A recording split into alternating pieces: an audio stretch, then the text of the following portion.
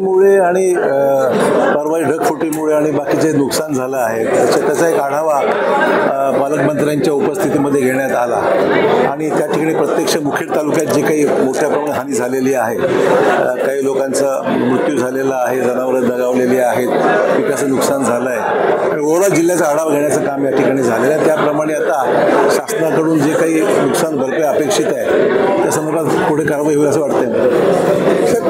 मी आपल्यावर टीका केली होती काय राजकीय पक्ष जे सत्ताधारी आहेत ते पाहायला आले नाही। ते पाहायचा विषय काय, रोजच आम्ही पाहतो ना जिल्ह्यामध्ये, ते कधीतरी येतात, आम्ही जिल्ह्यातच राहतो, जिल्ह्यात रोजचेच विषय आमच्यासाठी आम्हाला माहिती आहे काय, मग त्यांना आम्हाला सांगायची उद्देशाची गरज नाही आहे, ती आली हीच मोठी गोष्ट आहे। पालकमंत्री सुद्धा साहेब उशिरा प्रश्न सुरुवातीच्या दिवसामध्ये अधिकाऱ्यांना थोडा वेळ दिला पाहिजे असेसमेंट घ्यायला, पाहणी करायला।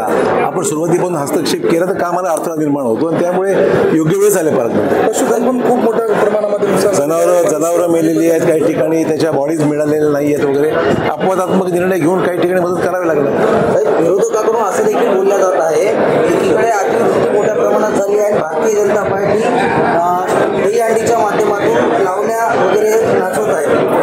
दहीहंडी काल काँग्रेसची झाली ना भोकरमध्ये, तर त्यामुळे सर्वांनी विचार केला पाहिजे। दहीहंडी करण्यामध्ये काही गैर नाही आहे, नुकसान भरपाई हा वेगळा विषय आहे, पाहणी हा वेगळा विषय आहे, पण त्यासाठी काही पूर्ण राज्याचं काम काही थांबलेलं नाही आहे। अतिवृष्टी झाली, नुकसान झालं, लोकांना मदत केली पाहिजे हे याच्यावर दुमत नाही आहे, परंतु कार्यक्रम गणपती आहे, गणपती थांबवतो आपण का, तेव्हा आहे शेवटी, त्यामुळे ही टीका राजकीय आहे। गोपी पटेल यांना लाखो रुपये खर्च केले जाते, पूरग्रस्तांना मदत केली पाहिजे असं मला माहीत नाही, मला काय